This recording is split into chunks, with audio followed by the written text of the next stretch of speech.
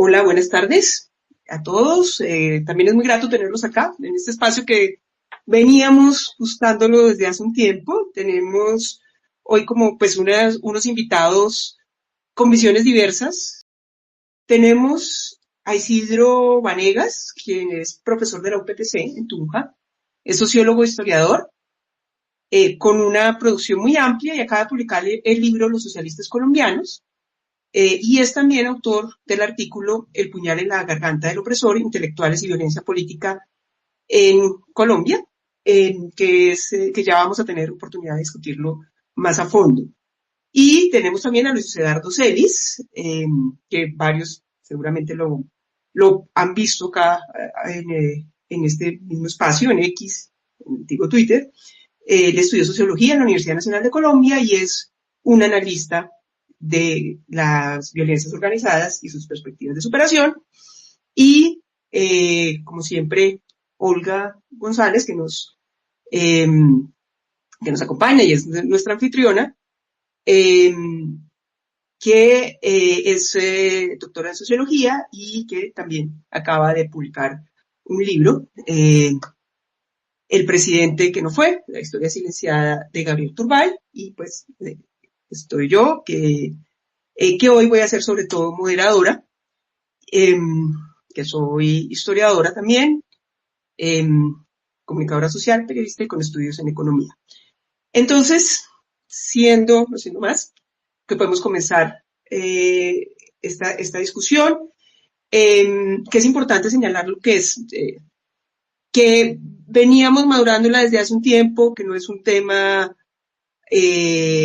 digamos, de coyuntura, es una preocupación sobre una reflexión alrededor de la violencia política y sobre todo desde la izquierda. Es un tema que con una larga historia de reflexión, no solo en Colombia, sobre cuáles debe ser la posición de los intelectuales de izquierda frente a la violencia política, en particular frente a la lucha armada por parte de las guerrillas. Y pues en Colombia esto tiene una dimensión particular debido pues tanto a la persistencia y la degradación de nuestro conflicto armado, como a los procesos de paz y la centralidad de estos procesos de paz en la política de las últimas décadas. Y pues este problema resurge cada cierto tiempo o adquiere actualidad, quizás sobre lo que más se ha hablado es a raíz de el atentado contra Miguel Uribe, pero pues recordemos también todos los casos de violencia que estamos atravesando en este momento en muchas regiones del país, Cauca, Guaviare, Nariño, Bolívar. Y pues, claro, este tema ha adquirido una dimensión distinta con la llegada a la presidencia del primer gobierno de izquierda, que además es encabezado por un que fue guerrillero, que estuvo en la lucha armada, y que hizo además parte de uno de esos procesos de paz, y un proceso de paz que es en buena medida pionero y referente de todos estos procesos. Y de una manera que yo creo que para muchos ha sido un poco sorprendente frente a las expresiones que él había tenido antes, que incluso habían sido en algunos momentos muy críticos de la lucha armada, por ejemplo, de las FARC. En su discurso a menudo reivindica su pasado guerrillero, incorpora como ciertas notificaciones, cuando habla de, por ejemplo, Camilo Torres guerrillero, o lo de la bandera del M-19, la bandera del M-19 guerrilla, no movimiento. Y pues también está esta dimensión de lo que quizás para muchos ha sido una muy confusa política de paz total. Entonces, a partir de ahí, podemos empezar como remontándonos un poco a esta discusión y a lo que plantea Isidro Vanegas en su texto, que si no estoy mal es del 2022, ¿cierto? Por lo menos es publicado en el 2022, digamos, cuando se acaba de elegir este gobierno, creo. Y que es una crítica a la postura histórica de la intelectualidad de la izquierda con la violencia guerrillera. Y pues nos gustaría que empezara Isidro contándonos un poco cuál es su planteamiento y qué lo llevó a escribir en ese momento este artículo. Vale, Isabel, muchas gracias. Es un gusto estar conversando con ustedes. Bueno, primero que todo quiero decir que yo soy historiador, es decir, que hago una cierta salvedad sobre mis conocimientos sobre los tiempos actuales, no he estado muy al tanto de las minucias de toda esta política de paz, por ejemplo. Y no lo digo con el ánimo de escurrir el bulto a hablar y a indicar mi punto de vista sobre esto, sino que más bien lo que quiero señalar es que, digamos, yo me muevo, y particularmente en este texto, en este artículo que usted señala, me muevo en un arco temporal mucho más amplio de unas 3 o 4 décadas. Entonces, cuando yo aludo a los intelectuales, no estoy hablando de los intelectuales pues de hoy, los que escriben en la prensa, los que publican sobre el tema, sino una enorme variedad de personas que en esos 30 o 40 años últimos han elaborado una narrativa, un discurso, unos análisis sobre la violencia. Entonces, habiendo dicho esto, yo efectivamente señalo, entre otras cosas en ese artículo, que la intelectualidad de izquierda, que es, bueno, entre otras cosas, la intelectualidad de izquierda es abrumadoramente predominante en Colombia. Entonces, esa intelectualidad ha sido complaciente. ¿Por qué? Por la actitud que ha adoptado, por digamos, ese carácter ético de su interpretación y de su manera de comprender a estos actores y a sus actos. Y entonces ha sido bastante laxa, por decirlo menos, respecto a fenómenos como el secuestro, como el asesinato de militantes de las mismas guerrillas y en general con las violaciones de los derechos humanos. Entonces, si uno piensa, por ejemplo, en el secuestro, lo que yo hallaba haciendo el seguimiento a toda esa producción intelectual es que solo es hasta la década del 2010, o sea, después de más de 30 años de una práctica sistemática como esa del secuestro, que es solo hasta esa década del 2010 que vienen a darse, y eso de una manera muy tímida, digamos, reprobaciones, reproches, cuestionamientos de la intelectualidad ante el secuestro. Entonces, por ese lado, digamos, del carácter complaciente de la actitud de la guerrilla, haya uno eso. Pero me parece importante también señalar que al lado, digamos, de ese asunto ético de la complacencia, hay otra cosa que me parece muy importante y es ya, digamos, más de orden académico, si se quiere, eh, y es que la intelectualidad de izquierda y particularmente quienes han, digamos, dedicado tiempo, esfuerzo a esos análisis, han entrado como en una especie de simbiosis narrativa con las guerrillas. Entonces, ¿cómo se da eso que yo llamo esa simbiosis narrativa? ¿Qué quiero decir con esto? Que la intelectualidad no ha tomado distancia, digamos, como es de rigor en el análisis académico, no ha tomado distancia frente al sujeto que pretende analizar, frente al fenómeno que pretende analizar, sino que terminó validando diferentes elementos del discurso de las guerrillas. Validó, por ejemplo, el discurso del origen, ¿sí? Esos mitos de origen que forjaron las distintas guerrillas, dándole validez, por ejemplo, a la explicación por las causas objetivas, ¿sí? Esa idea según la cual era las privaciones económicas, sobre todo, la pobreza, la marginalidad, la que había dado origen a esas guerrillas. En este mismo sentido, validaron una cosa que me parece muy importante y que quisiera quizá después referirme a ella, y es que validaron el discurso, la idea de las guerrillas y de la izquierda en general, según la cual las guerrillas, la forma de lucha guerrillera, era la primer forma de violencia revolucionaria, es decir, incluso la única forma de violencia revolucionaria. Yo con esto quiero referirme a una cosa muy importante, y es que la historia de la violencia guerrillera, de la lucha armada revolucionaria, no comienza en la década de 1960, no comienza con las FARC, el ELN, el EPL, etcétera, etcétera, sino que estas guerrillas son la segunda forma de violencia por parte de la izquierda. La primera forma, y esto es muy importante, nace con el Partido Comunista. El Partido Comunista, hay que decirlo, es la matriz de toda la izquierda. Entonces, la primera forma de violencia revolucionaria es la insurrección. ¿sí? Es, digamos, el canon inicial que forjan los bolcheviques y que traspasan a toda la izquierda, a todos los partidos comunistas, a toda esa galaxia comunista que se reúne en la Internacional Comunista desde 1919, le traspasan ese canon. ¿Qué quiere decir eso?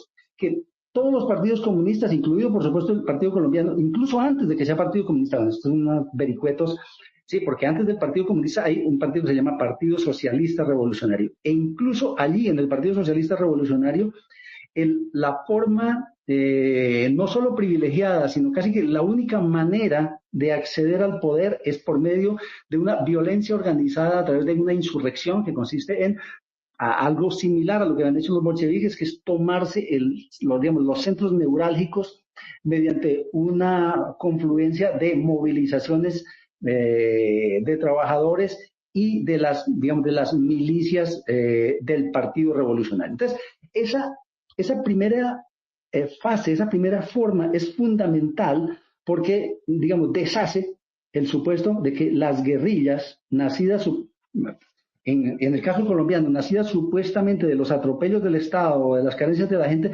son la primera forma de violencia revolucionaria. La violencia revolucionaria es inherente al proyecto revolucionario comunista, no en vano Marx en el Manifiesto Comunista en 1848 había llamado a los comunistas a que proclamaran abiertamente que sus objetivos no podían ser alcanzados sino derrocando por la violencia todo el orden social existente. Es eso en palabras textuales.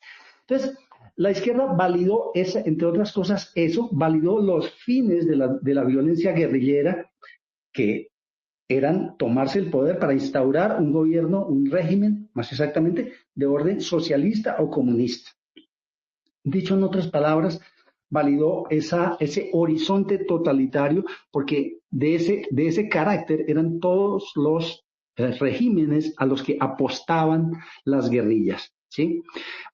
Igualmente, la intelectualidad validó el diagnóstico de la sociedad colombiana, un diagnóstico de una tremenda simplicidad y de un gran maniqueísmo que suponía una sociedad dividida, antagónica, absolutamente irreductible, de una manera absolutamente irreductible entre una minoría, una oligarquía o una burguesía que dominaba y mangoneaba al resto de la sociedad, ¿sí? Igualmente validó la pretensión de la izquierda y de las guerrillas, por supuesto, de ser los únicos representantes auténticos del pueblo. Entonces, todas esas formas de la simbiosis narrativa, me parece que pues le han restado aún hoy capacidad verdaderamente explicativa al trabajo de los analistas de la violencia, que como decía, en su mayor parte son de filiación explícitamente de izquierda o que se mueven en eso que yo llamaría como el progresismo intelectual, ¿sí? Entonces, yo quiero subrayar para dejar paso a la siguiente intervención, es que la lucha armada no es la única forma de violencia ejercida de la violencia. A mí me parece en ese sentido importante el concepto de violencia política, que Isabel lo mencionaba y se lo oí mencionar también a Olga. ¿Por qué? Porque la violencia política incluye una mayor diversidad, una diversidad de expresiones, de formas de la violencia. La violencia directa, material, que puede ser esa violencia insurreccional o la violencia guerrillera, pero al mismo tiempo una otra forma de violencia que es fundamental en la lucha política y es la violencia simbólica. La violencia en el lenguaje, en la manera como se concibe al adversario, en la manera como digamos, se pone en escena un grupo, una corriente, un líder político. Y me parece que es fundamental reconectar esas distintas formas de la violencia, pues dejando de lado digamos, esa consideración únicamente de esa violencia que es obviamente más evidente, más pública, que es esa violencia material de la lucha guerrillera, de las guerrillas. Bueno, dejo ahí. Bueno, Isidro, muchas gracias. Muy interesante la visión, digamos, perspectiva más histórica y sobre todo más allá un poco de los 60, que es generalmente cuando hablamos del conflicto reciente colombiano, pues se entiende que eso es como un poco el origen, para tener un poco una perspectiva más amplia. Y es importante también eh, subrayar que aquí hemos invitado a personas que no necesariamente están de acuerdo y que probablemente no vamos a tener la misma visión, pero justamente porque se trata de reflexionar y de oírnos, queremos oír esas distintas perspectivas y también esos llamados a la reflexión desde distintas, digamos, esquinas de este debate. Y en ese sentido, pues me gustaría darle la palabra a Luis Eduardo Celis, que desde su conocimiento y sus análisis y sus estudios del conflicto y de la violencia política, como ve él, lo que plantea Isidro y sobre todo los temas sobre de pronto la dificultad de la izquierda de condenar la violencia o de apartarse de los discursos que pueden justificar la violencia política desde esta esquina.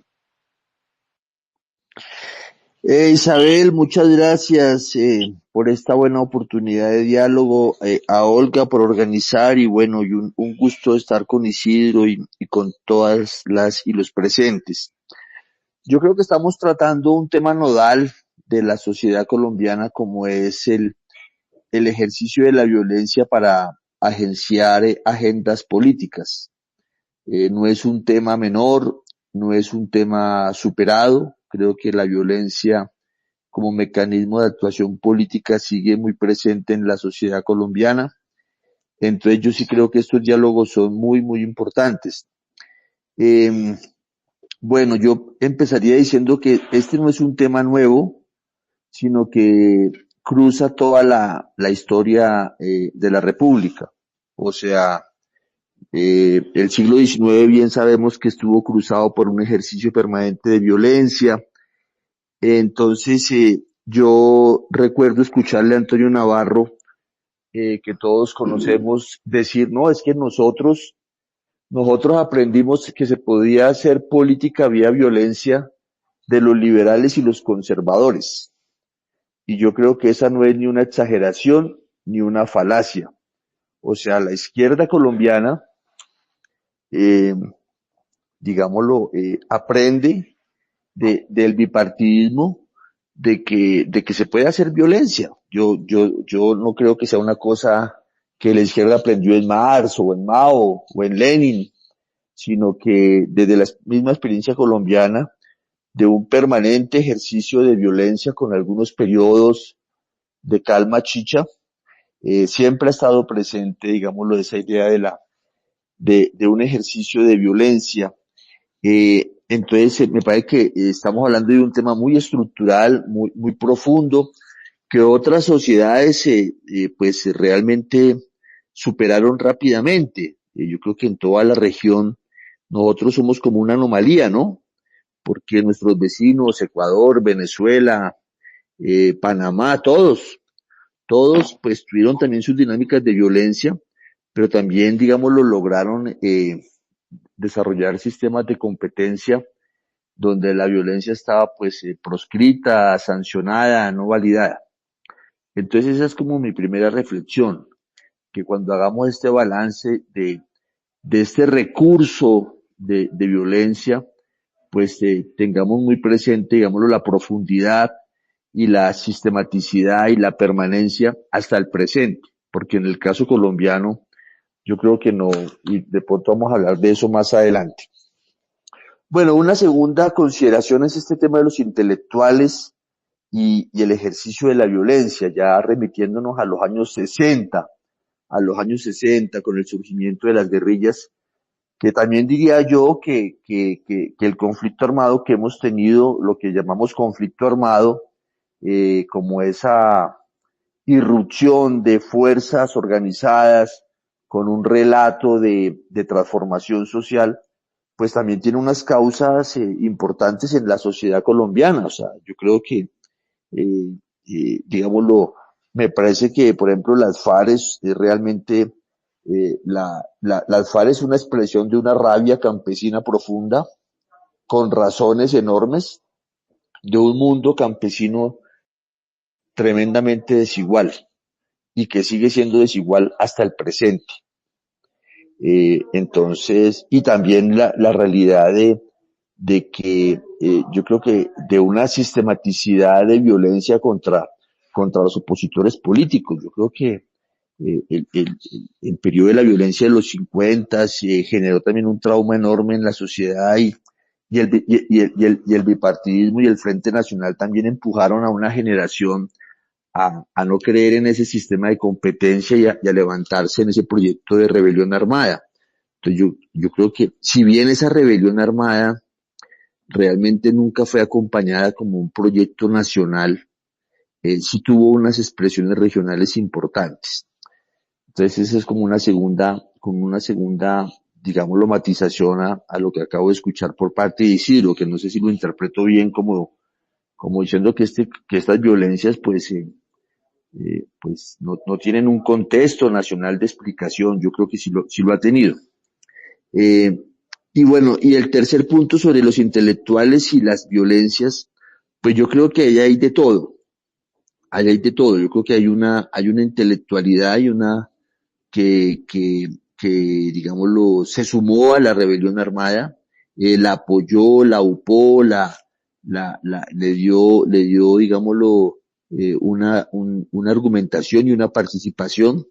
Por ejemplo, yo creo que un hombre como Camilo Torres Restrepo, fundador del Departamento de Sociología donde yo estudié, pues es un intelectual que termina en la guerrilla, y así como él, pues tenemos cientos de jóvenes que podemos ubicarlos en el campo de la intelectualidad, o sea, gente que fue a la universidad, que era gente de las ideas, eh, pero también tenemos otros casos, para matizar eso de que hay múltiples intelectuales que tomaron caminos diversos. Por ejemplo, el mismo Orlando Falborda, que está por cumplir 100 años el próximo viernes 11 de julio, es el centenario de su natalicio, pues fue un hombre que nunca creyó en eso, o sea, que nunca se sintió convocado, o sea, aunque digámoslo, entendía la rebelión armada y bueno, él la vio con simpatía también de alguna forma, pero tampoco creyó mucho en ese camino y cogió ese camino. Entonces yo creo que, y también discrepo de Isidro en el sentido de colocar la temporalidad tan cercana.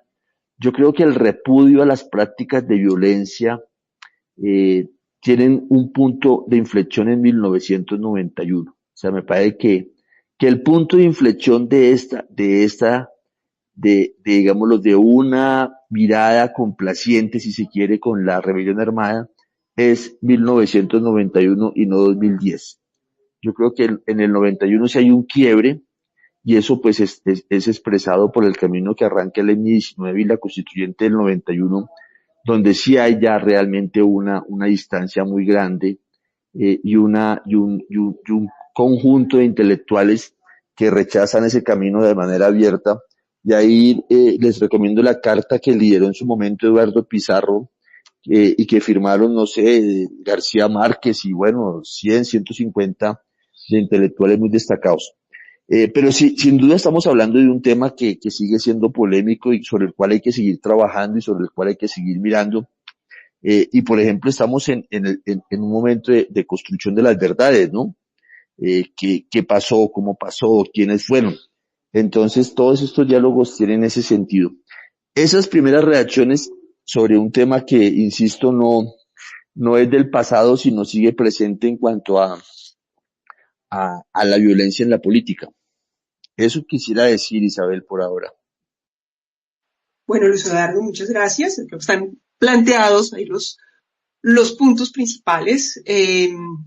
Y yo diría también como historiadora que hay un poco la perspectiva de pronto de más larga duración de Isidro y un poco las genealogías de las ideas que están detrás de los discursos sobre la violencia, que Evidentemente, pues no es solamente el marxismo, es cierto que uno también las puede recordar la violencia liberal conservadora, en un tema que no es, creo que sea solo de Colombia, creo que en general en el siglo XIX la política y la lucha armada, pues los cambios políticos y la lucha armada estuvieron muy ligados. Pero creo que también hay una reflexión sobre, bueno, hoy y en los procesos de los últimos años, especialmente a raíz del proceso de paz del M-19, de finales de los 80 y de la constituyente y de los procesos de paz posteriores, pues cuál es la posición de los intelectuales frente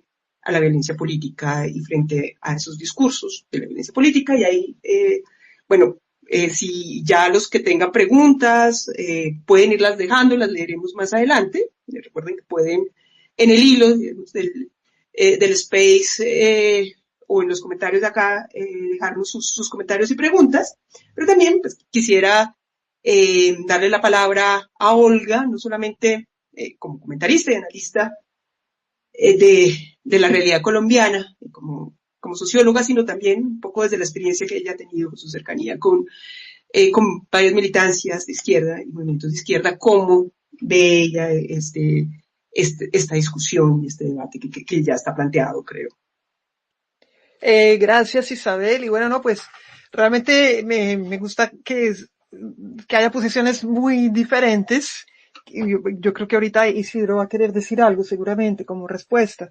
Bueno, y pues porque han estado ustedes, tanto Luis Eduardo como Isidro, realmente muy metidos en estos temas. De alguna forma, bueno, yo he seguido estos asuntos, pero un poquito más de lejos, pero que constato, bueno, a ver, no sé, además viviendo en Francia, que es un país donde de cierta forma es un país de fuerte movimiento social, de muy fuerte debate político, pero de muy poca violencia política. Eso es interesante. Es un país donde no se le da tanto peso a la violencia, pero sí se le da mucho peso a la lucha política. Y yo me iría un poquito por ahí, en el sentido en que quizás lo que caracteriza a Colombia realmente es la violencia política y no política. Es decir, otros países, por ejemplo, pienso ahorita en lo que decía Luis Eduardo, lo que acaba de decir Isabel. Realmente muchos otros países han tenido guerrillas y otros países de América Latina han tenido guerrillas. Y para no ir tan lejos, aquí nomás al lado en Venezuela, pues hubo una guerrilla, y una guerrilla muy formada, Douglas Bravo, todo esto. Una vez vi un documental y yo quedé muy asombrada, pues en los años 70 yo creo que no había guerrilleros en Colombia que tuvieran un discurso tan fuerte, tan sólido sobre la lucha armada como lo tenía él. A la vez, pues esas guerrillas en los otros países de América Latina no duraron, la verdad, no duraron. Y en Colombia sí, han seguido durando. Y me pregunto, decir, y hoy justamente estaba volviendo a leer el libro de Stephen Dudley, ese que se llama Armas y Urnas, sobre la historia del genocidio político de la Unión Patriótica, y realmente casi que ahí ese libro vendría un poquito a desmentir lo que acaba de decir Isidro, en la medida en que, de cierta forma, lo que se cuenta ahí es que las FARC en esos años 80, cuando Belisario Betancur hace el proceso de paz con ella, les da un aire gigantesco y realmente adquieren un protagonismo, una cosa muy amplia, y adquieren también es decir, empiezan realmente a multiplicar el secuestro, es decir, eso se dispara igual en los 70 y en los 80 estaba muy disparado toda esta práctica, extorsión, secuestro. El M-19 era una guerrilla que era más popular en esos años 70 y en los 80 ya empieza las FARC a disputarle el lugar gracias o digamos gracias, pero por desgracia, digamos, debido al proceso de paz en buena medida que inició Belisario Betancur. Y lo que dice Dudley en ese libro es que el PC queda relegado, de cierta forma que el PC no, decir, queda como ya no tiene ni la orientación ni nada de esto. Claro, tuvo un papel muy importante y estoy de acuerdo con Isidro en que habría que hacer un examen sobre lo que ha sido ese PC colombiano tan estalinista desde hace muchos años, pues prácticamente desde el inicio del PC moderno, del año 29 por allá, pero Es decir, digamos que, bueno, vuelvo un poco a la idea porque ahí estoy como yéndome un poco por varios lados, pero sí hay una idea central, y es que la violencia es muy importante y que incluso el PC en cierta forma es desbordado en algún momento por esa violencia de las FARC, por esas prácticas de ganar dinero fácil, de expandirse, por esa necesidad de volverse un ejército, digamos, por esa mentalidad como de ejército. Entonces, esa es como una primera observación. Mm, otras cosas que podría decir. Bueno, no, sí, claro, cuando Luis Eduardo Celis habla de Orlando Fassbender y recuerda que Camilo Torres, es decir, tiene un rol, claro, ahorita también estaba releyendo un discurso de Camilo Torres, pues prácticamente ya en vísperas de irse para la guerrilla, en la que entre otras habla de la bandera de la bandera, no, pues sí, del llamado de Bolívar de guerra a muerte, y él dice vamos a hacer la guerra a muerte contra todo aquel que sea antirrevolucionario. Eso realmente dice exactamente eso. Entonces, estaba pensando también en lo que acaba de decir Luis Eduardo, en el sentido en que Orlando Fassbender no estaba de acuerdo con eso, aunque tampoco puede ser a que lo condenara muy abiertamente. Incluso su esposa estuvo presa durante el mandato de Turbay Ayala por esconder armas o algo así. Pero lo cierto es que a donde voy es a que siempre en Colombia, siempre ha habido personas o grupos que no han estado de acuerdo con la violencia, que no han estado de acuerdo con eso y que han buscado hacer las cosas de otra manera. Y esos grupos suelen ser los que menos vemos, a los que digamos, los focos no están dirigidos hacia ellos, sino justamente hacia los armados.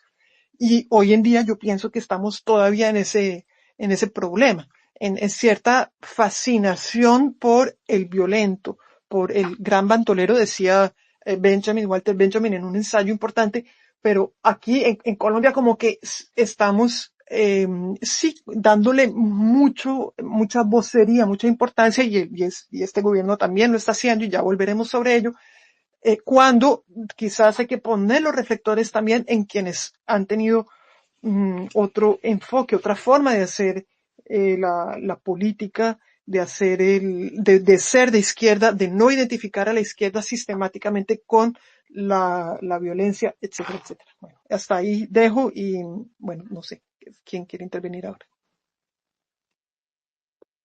Bueno, si me permiten.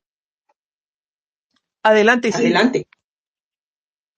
Bueno, no, quería reaccionar a lo de Luis Eduardo, que, bueno, pero primero que todo quiero saludarlo, me alegra mucho poder conversar con usted.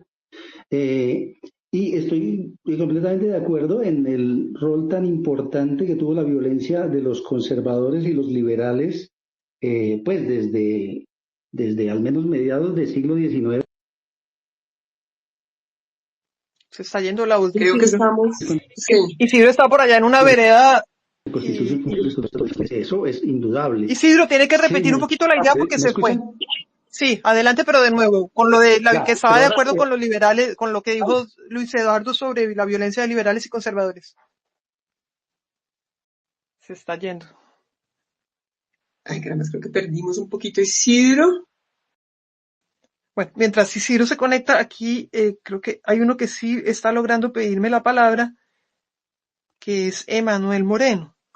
Mientras Isidro se conecta, démosle la palabra un minutico a Emanuel. Emanuel. Hola, Hola, Emanuel, adelante. no, sino que, hola, ¿cómo están? Buenas tardes, un gusto estar aquí.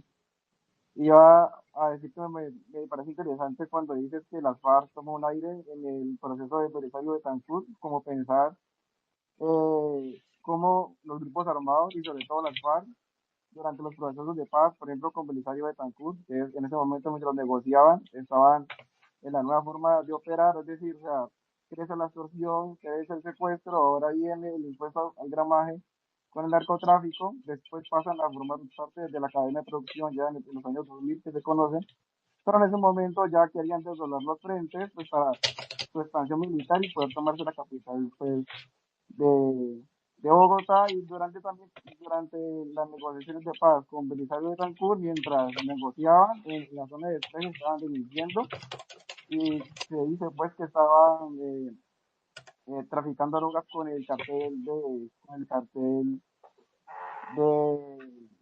un cartel de México, no recuerdo el nombre. Y ahora otra vez en los procesos de paz vemos que no solamente las disidencias, sino que otros grupos se fortalecen. Entonces digamos que la violencia pues ya no es política, no sé si desde los 80 se puede decir o desde los 2000, pero me hizo pensar ese punto. Gracias. Vale, gracias, Claro que Emanuel. Bueno, eh, Isidro tiene problemas, pero pues no sé, propongo mientras él se conecta hay que un, sigamos con lo de los sí, otros. sí, hay un punto importante. Bueno, solo quería decir que el artículo de Isidro está en la revista Historia Caribe número 40 de enero-junio de 2022. Y dejaremos un link al artículo en el hilo del Space. Pero entonces, bueno, mientras Isidro podemos resolver el problema técnico, entonces hay claro, tenemos la discusión histórica sobre la violencia, sobre las violencias anteriores, que no es solamente en Colombia, la relación entre política y violencia, pero creo que algo que hace que aquí sea tan urgente esa reflexión es la permanencia de esa violencia y como la relevancia de esos actores violentos y esos actores armados en la política. Así, a veces se nos vaya borrando la diferencia entre actores políticos y lo que antes se llamaba como crimen común, pero parece que sigue siendo un factor muy importante en nuestra vida política. Y desde ahí, ya que estamos hablando de los intelectuales y del papel de los intelectuales, una pregunta que nos hacíamos, que me hacía yo, al revisar el planteamiento de Isidro es, bueno, ¿qué se puede hacer? O sea, más allá de la historia, ¿qué espacio hay desde los intelectuales para una reflexión realmente crítica de las responsabilidades de la izquierda en la violencia? Y sobre todo en este momento, ¿qué tan fácil es?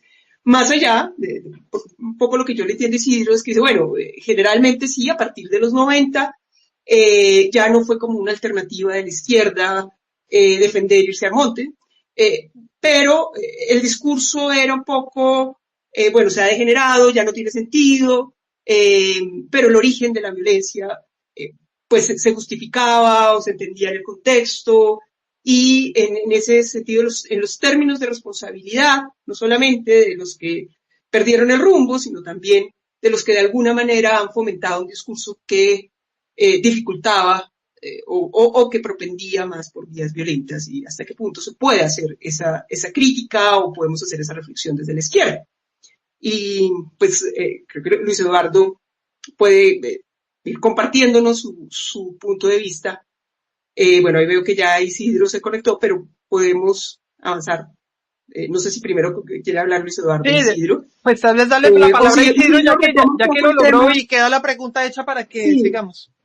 claro, sí, si Isidro quiere retomar el tema y pasamos un poco, pues ya a abrir la discusión sobre la reflexión actual, sobre cuál debe ser la reflexión actual de los intelectuales. Pero pues nos habíamos quedado en lo que estaba hablando Isidro de la violencia conservadora y liberal.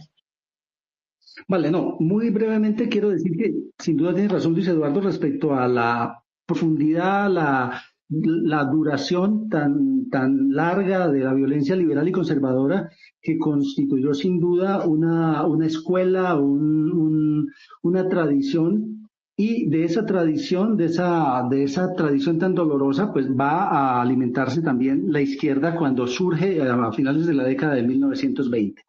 Sin embargo, allí hay un cambio muy significativo en la violencia, en las concepciones, en los horizontes de la violencia, porque la violencia liberal conservadora del siglo XIX básicamente era una violencia acotada, una violencia cuyo el objetivo que se trazaba, por ejemplo, el Partido Liberal cuando iba a una guerra civil era tomarse el gobierno, cambiar algunas instituciones y recuperar ciertas libertades, pero en absoluto pretendía cambiar lo que después va a llamarse el régimen político y mucho menos el orden social. ¿Qué es lo importante de la nueva situación cuando la izquierda aparece, la izquierda revolucionaria, y se hace abanderada del proyecto marxista y luego del proyecto marxista-leninista? El horizonte de la violencia cambia radicalmente porque ya no se trata simplemente de tomarse el aparato estatal, hacer una nueva constitución, básicamente dentro de las mismas, de los mismos cánones, y dar curso a esa libertad que supuestamente se ha perdido. Lo que se trata, desde el punto de vista marxista-leninista, es tomarse el poder, ejercerlo de manera completamente autónoma respecto al resto de la sociedad, es decir, como un partido que se autoinstituye como vanguardia, no solo sapiente, sino moralmente superior respecto al resto de la sociedad, y que se siente autorizada a cambiar enteramente el régimen político y el orden social. Entonces, ¿eso qué hace?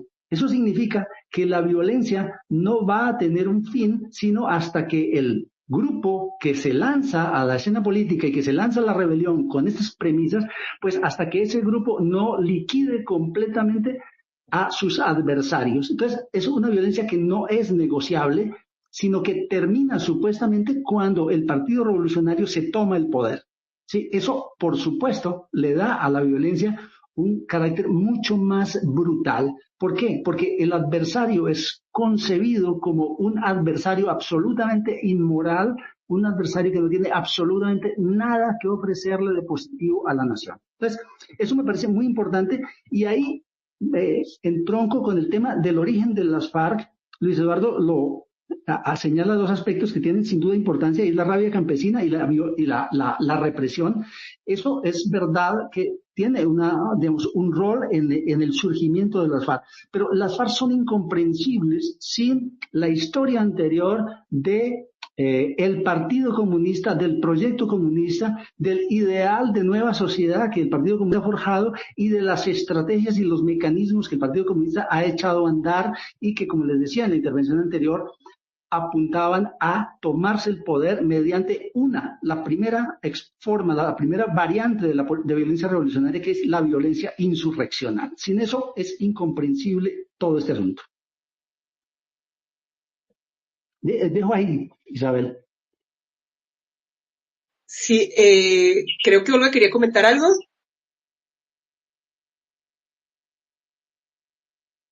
Casi no logré activar el micrófono.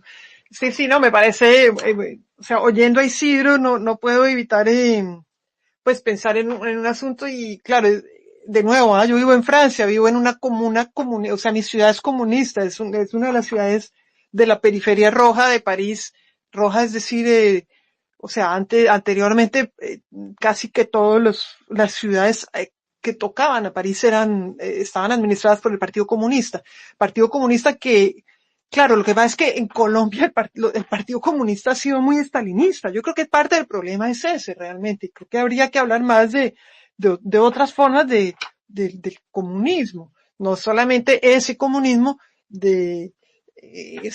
además totalmente jerárquico, bueno, cerrado, muy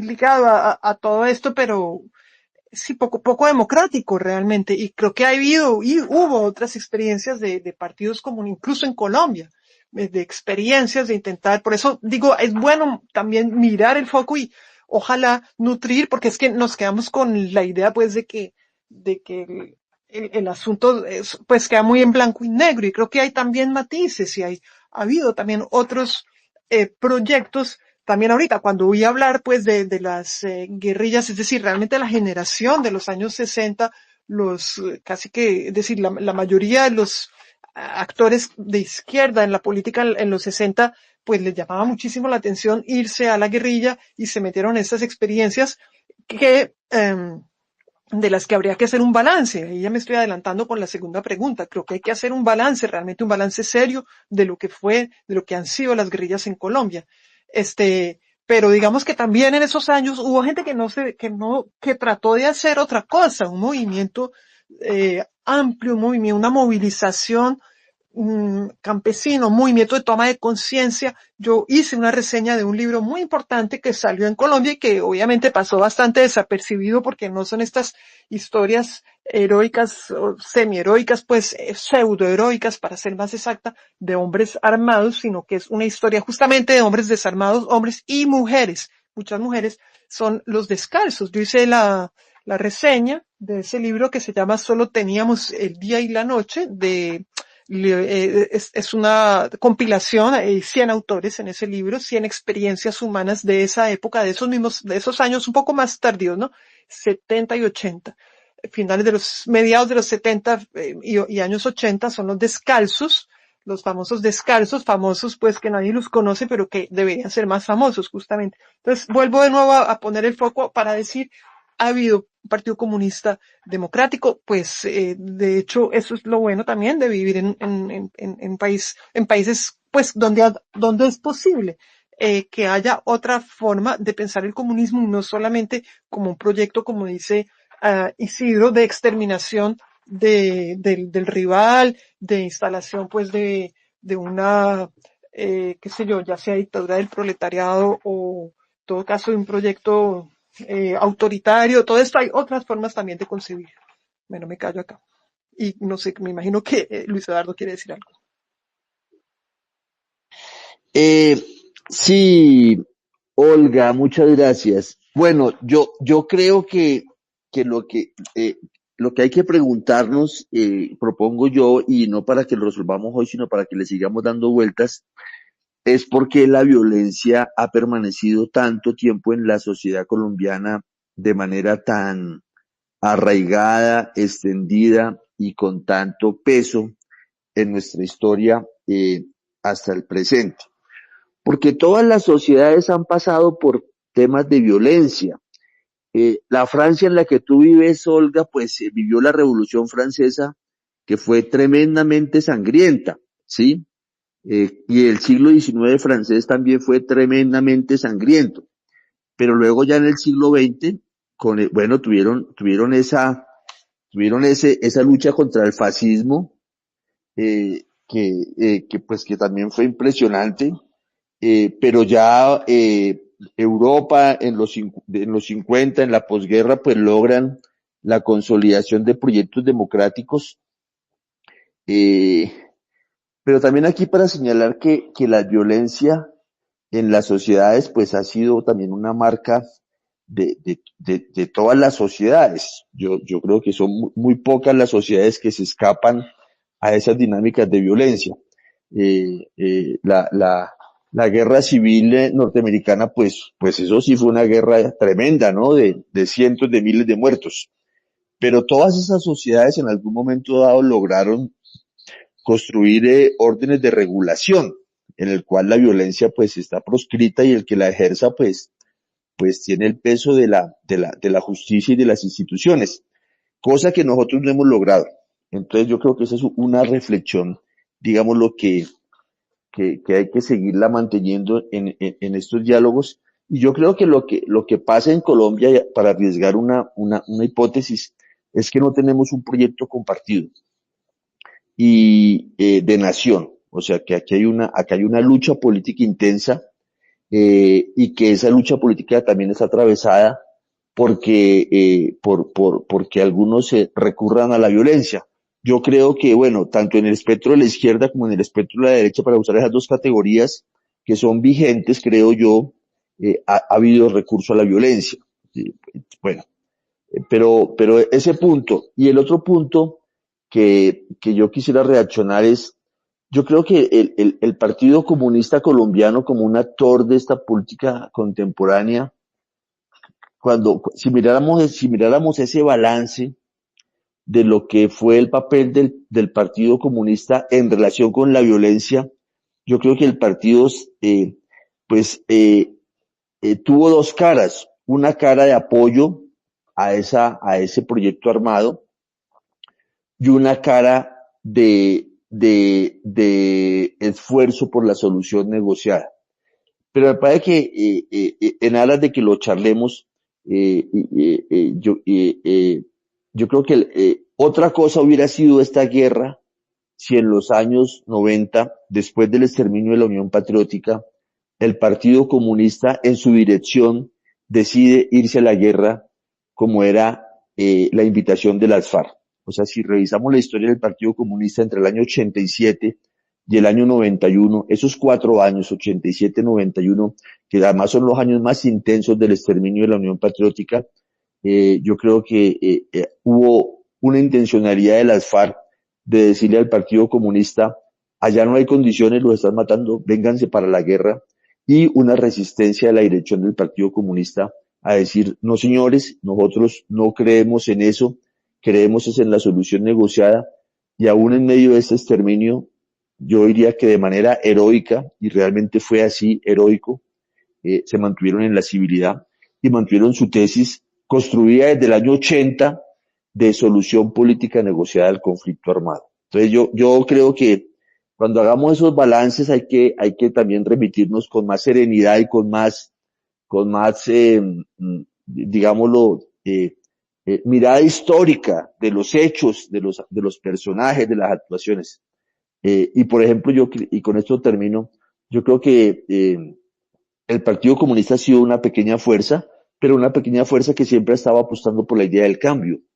Si nos vamos al presente, yo creo que el partido acompañó a Gustavo Petro en este último esfuerzo, lo acompañó, está presente. Tenemos militantes comunistas que hoy son ministros, con cargos importantes. Entonces, esas reacciones, pero sí creo que hay que seguir dándole vuelta al balance de lo que fue, por ejemplo, la intelectualidad que acompañó esta rebelión armada, que la acompañó. Y yo sí creo que las críticas cuando se dicen que se fue complaciente con muchas cosas, también creo que eso es importante señalarlo, decirlo, y también ver las circunstancias en las cuales se desenvolvió esa historia, ¿no? Para no cerrarla, para no darle un brochazo a la historia, hay que verla también en la temporalidad, ¿no? Bueno, ¿cómo fue esto en los años 60? ¿Cómo fue esto en los años 70? ¿Cómo fue en los 80?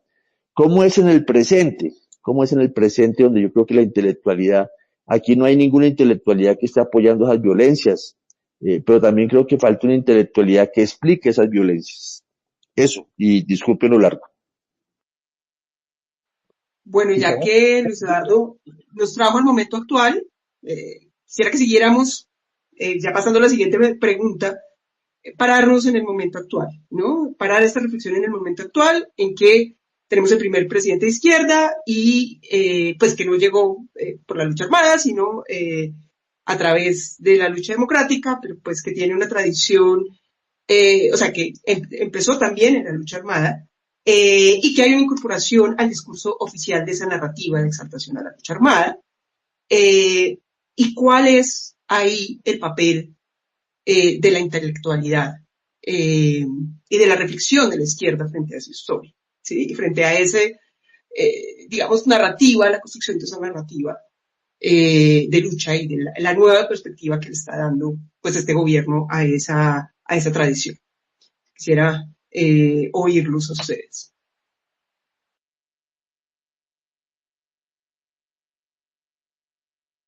Bueno, no sé, No sé no si se lanza Isidro, así. si Isidro o Olga. Adelante, Isidro, Isabel, me porque yo hablé permite. hace poco. Adelante, Isidro. Pero es que quiero antes decir una cosa muy breve sobre la intervención anterior de Olga y de Luis Eduardo, que es que estoy muy tentado de no dejarla ahí. Muy breve. Olga menciona, bueno, por un lado, Olga tiene como una idea muy idílica del Partido Comunista Francés. El partido fue muy estalinista. Hay que ver lo que escribió Annie Kriegel, que escribió, creo que de los mejores textos que hay, y lo mismo Courtois y Marc Lazare. Y lo que hay es un partido bastante estalinista, bastante obediente a Stalin y a la Internacional, incluso dirigido expresamente por un hombre de la Internacional que se llamaba Eugene Febvre.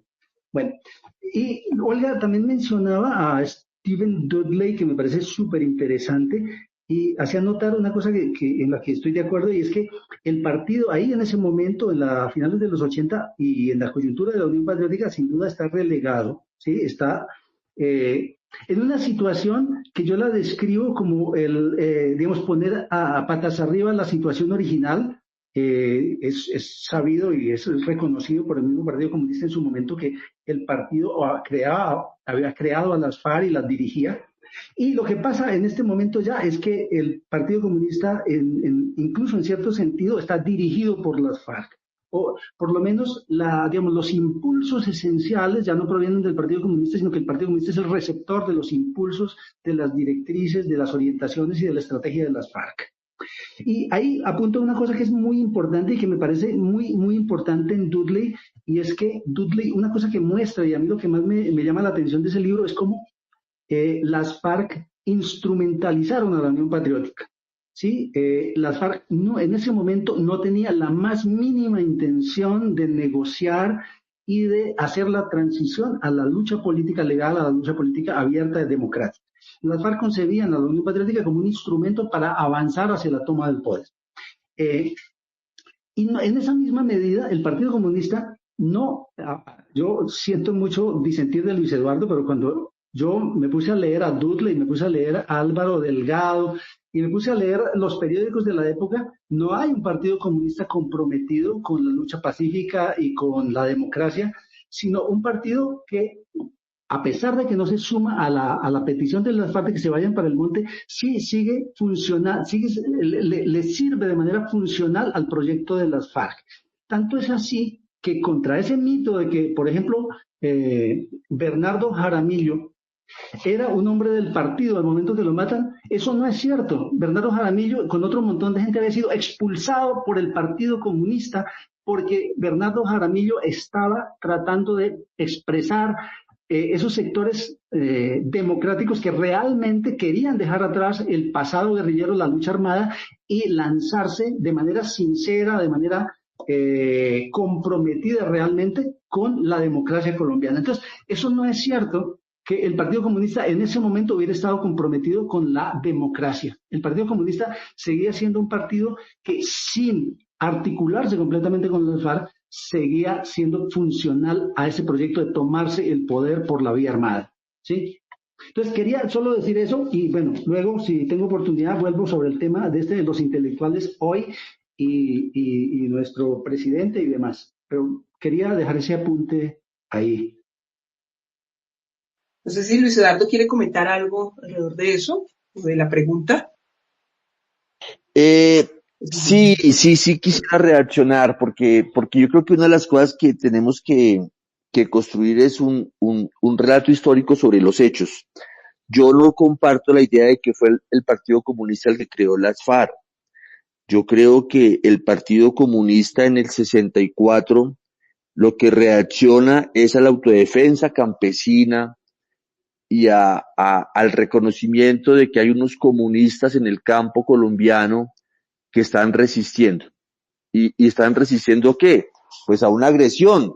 O sea, Marquetalia fue una agresión a un mundo campesino desconfiado y con muchas distancias, pero yo creo que el origen de las FARC es fundamentalmente un origen de un mundo campesino que no cree en el sistema político, que no tiene confianza, pero yo no creo que fuera o sea, no, ¿dónde están los documentos?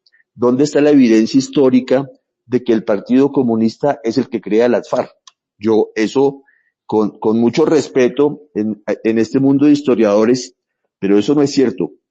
Las FARC es un mundo campesino que se vuelve organización, ¿cierto? O sea, la autodefensa campesina que había sido ejercida desde los años 50 no fue una orientación del Partido Comunista.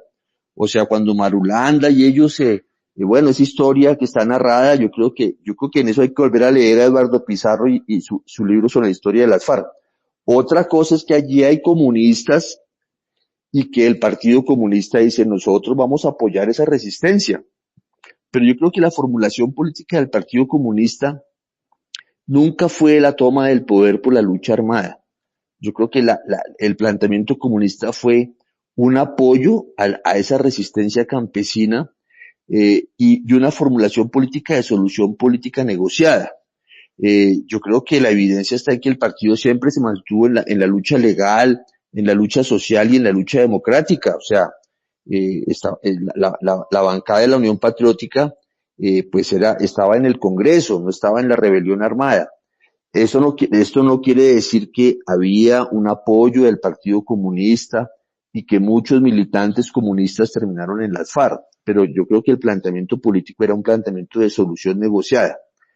Eh, Eso para el diálogo sobre esta historia que por supuesto yo creo que seguimos dándole vueltas. Bueno, esto cómo ha sido, pero yo creo que en aras de la evidencia histórica, mi planteamiento, por supuesto, y con documentos, es que el partido siempre estuvo parado fue en la idea de la solución política negociada. Claro, en un planteamiento también terco, de decir, bueno, no vamos a condenar a las FARC. Eso es cierto, por ejemplo, nunca vamos a encontrar una condena del Partido Comunista a las FARC, sino de decir que un rechazo al secuestro, un rechazo a la extorsión. Eso nunca salió de los editoriales de Voz, eso es así. Pero el planteamiento político era un planteamiento de solución negociada, o sea, el partido no estaba en la idea de la insurrección armada como el gran planteamiento político. Bueno, eso, eh, esa reacción, y bueno, yo quizás démosle una vuelta, propongo yo a cómo el presidente Petro sí reivindica esa historia de la rebelión armada. Yo creo que indudablemente eso es cierto. Él es un hombre que se siente orgulloso de la rebelión armada, que se siente orgulloso también de haber sido firmante de la paz, y que usa una simbología que de pronto sí que genera mucha controversia, ¿no? Yo también tal vez digo, bueno, tal vez en un país como este, sacar una espada, pues tal vez no sea la mejor simbología, ¿no?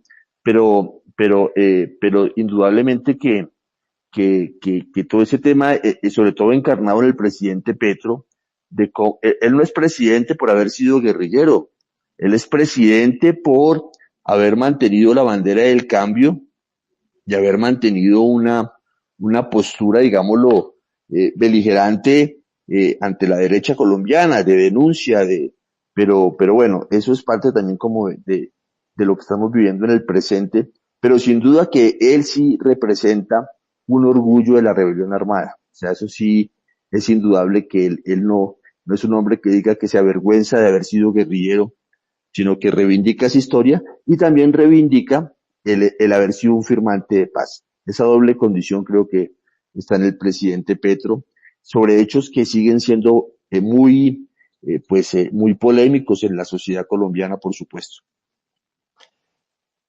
Vale, ahora quiero, No sé si Olga quieres agregar algo. sí, aprovecho para decir algún par de cositas, porque es que está muy interesante realmente. Acabo de ver que ya es la 1:13, o sea, las 6:13, pero realmente está muy interesante esta charla, porque son varias cosas. A ver, ¿por dónde empezar? Tal vez lo de esta discusión sobre si el PC estuvo involucrado con las FARC, el nacimiento o no, si fue un acompañante de camino o si buscaba por acción u omisión era un apoyo de las FARC, en qué medida, bueno, en fin. Todo esto me remite a una pregunta que es, hombre, ¿es legítima la violencia para hacer política en un momento dado?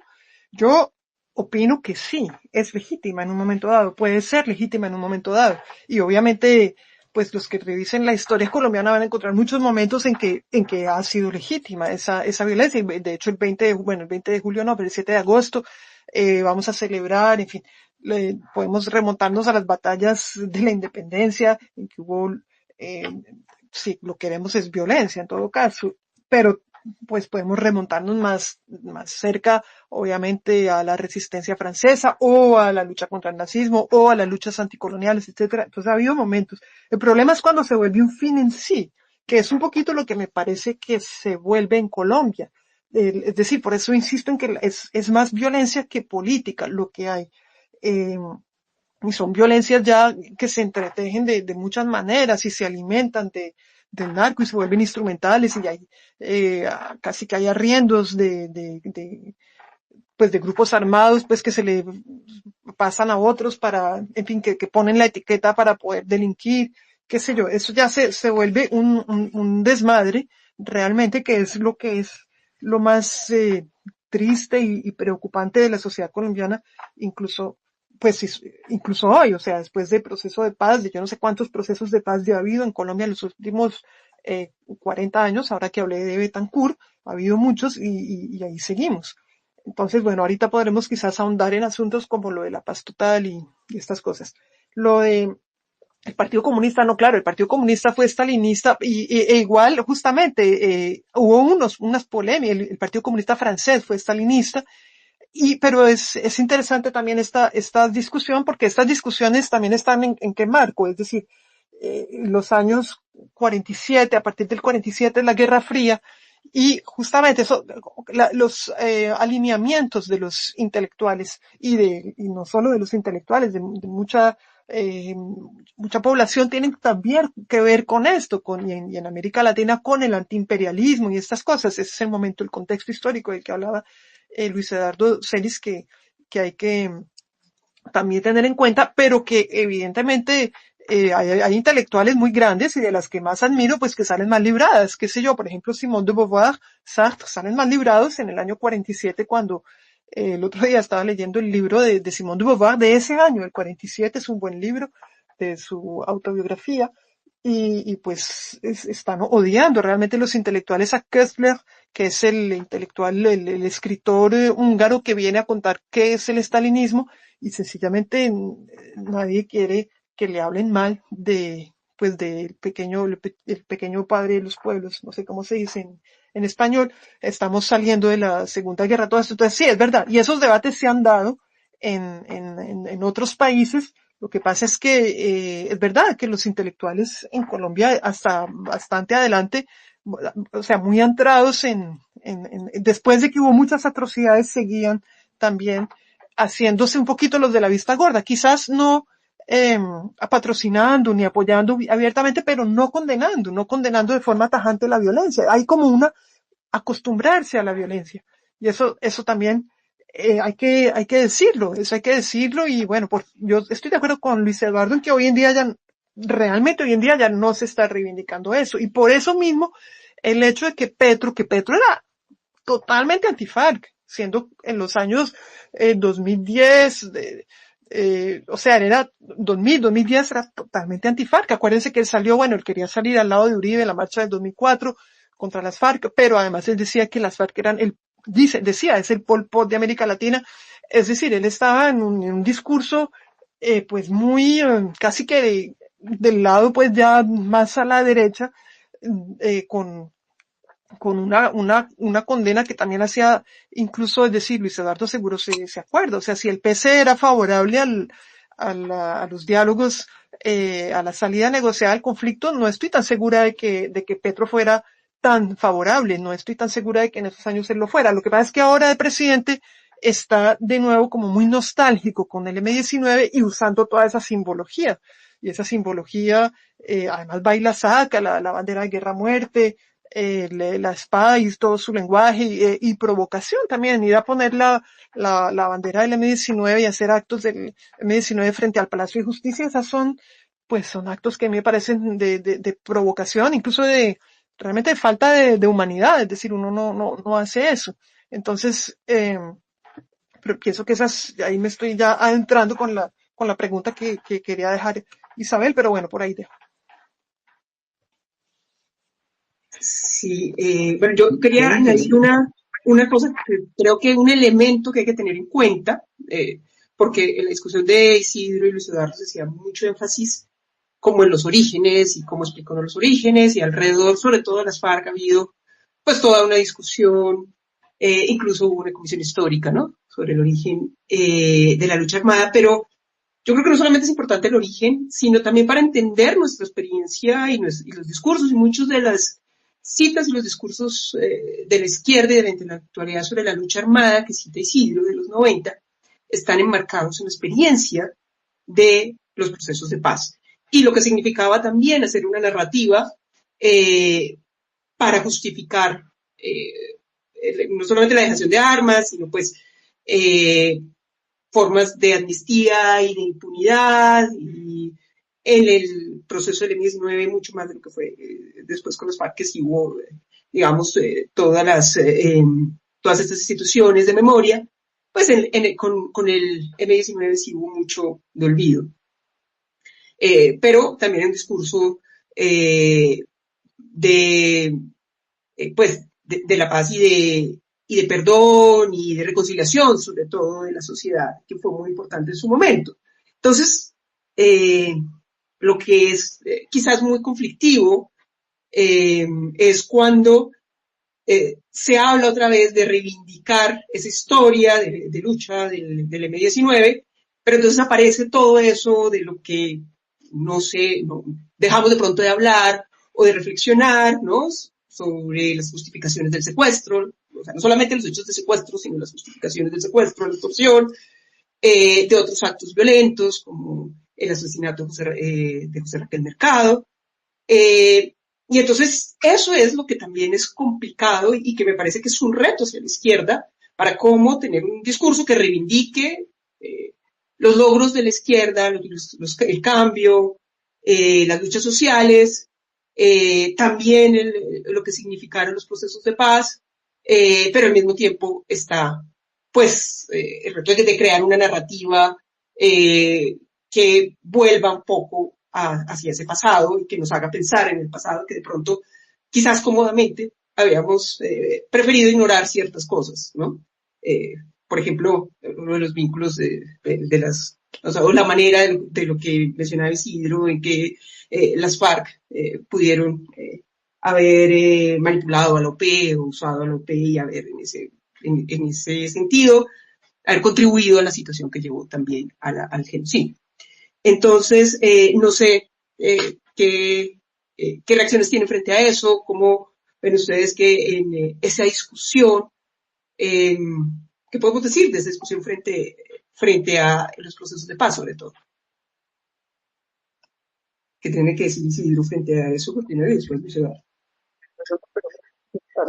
Quería intervenir sobre el tema que ustedes, la pregunta, el cuestionamiento que usted lanzaba sobre el tema de la exaltación de la violencia por parte de nuestro presidente. Pero antes quería decir una cosa, y es que el tema de los orígenes de las FARC y de los orígenes de las guerrillas en Colombia es un tema muy importante.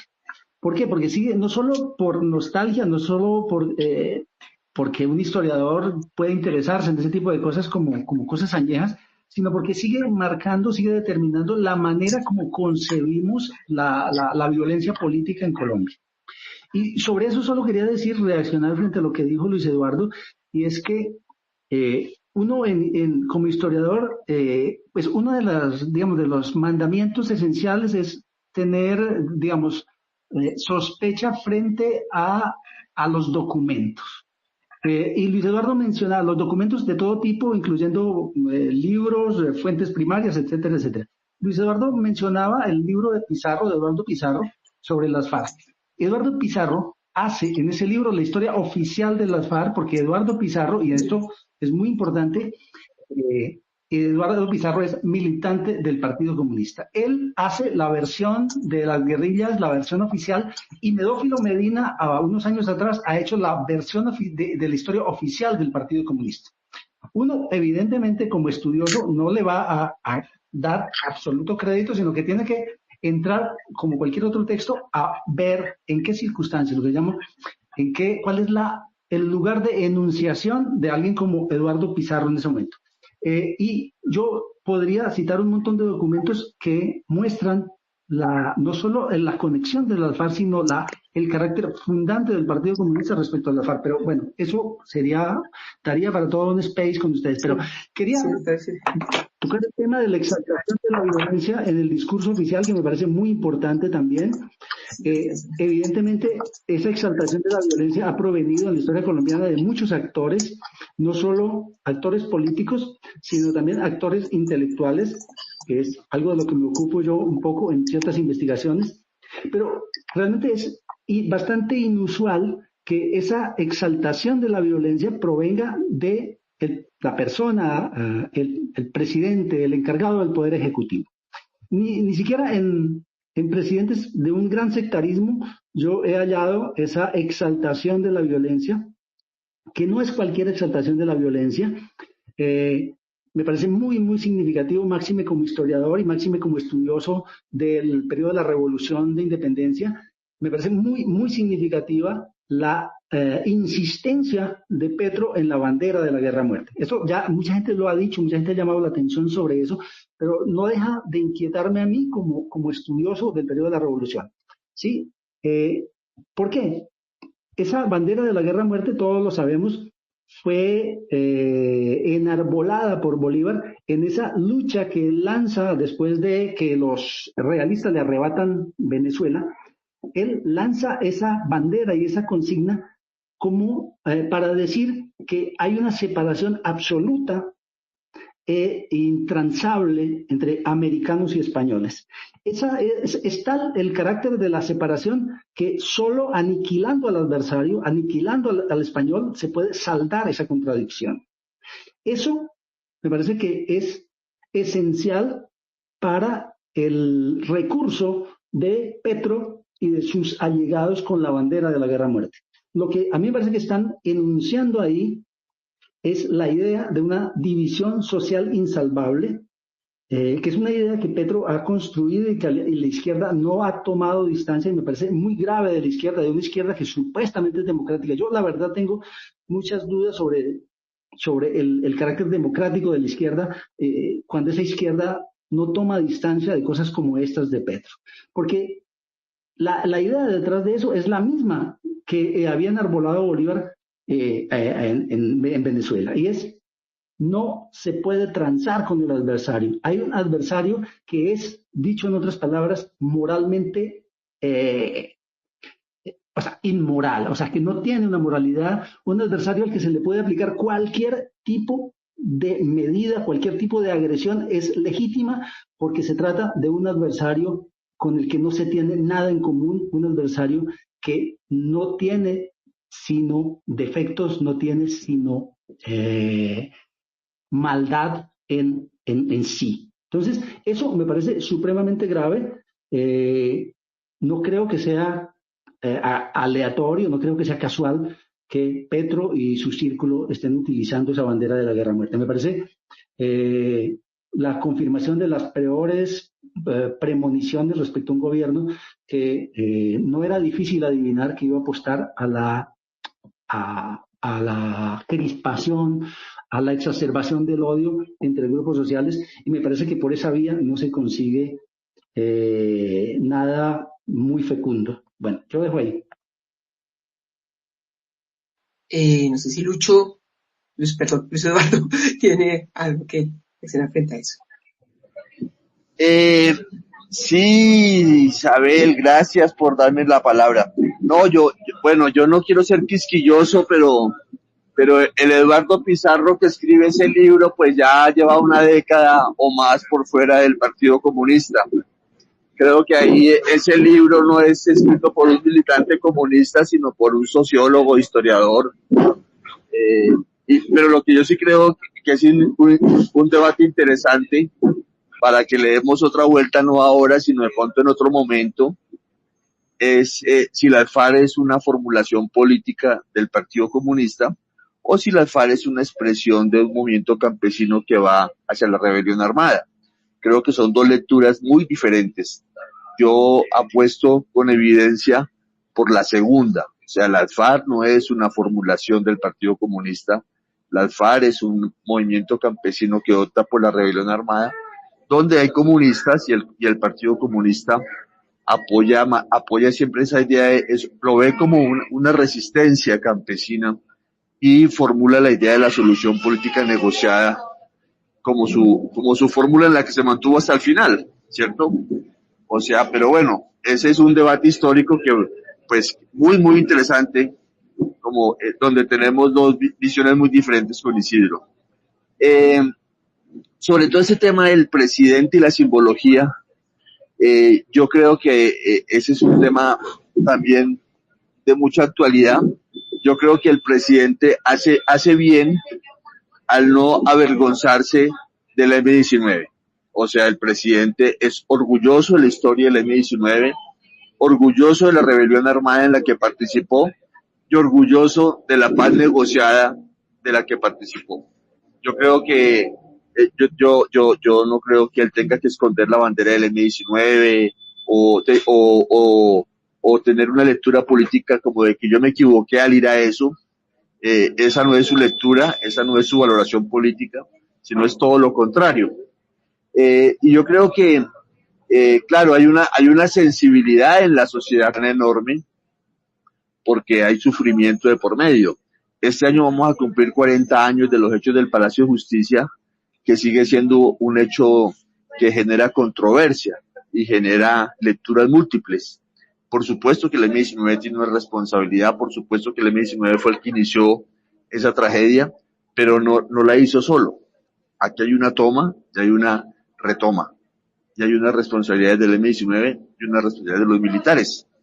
Entonces, claro, todos esos son hechos históricos que están aquí como todavía en la sensibilidad.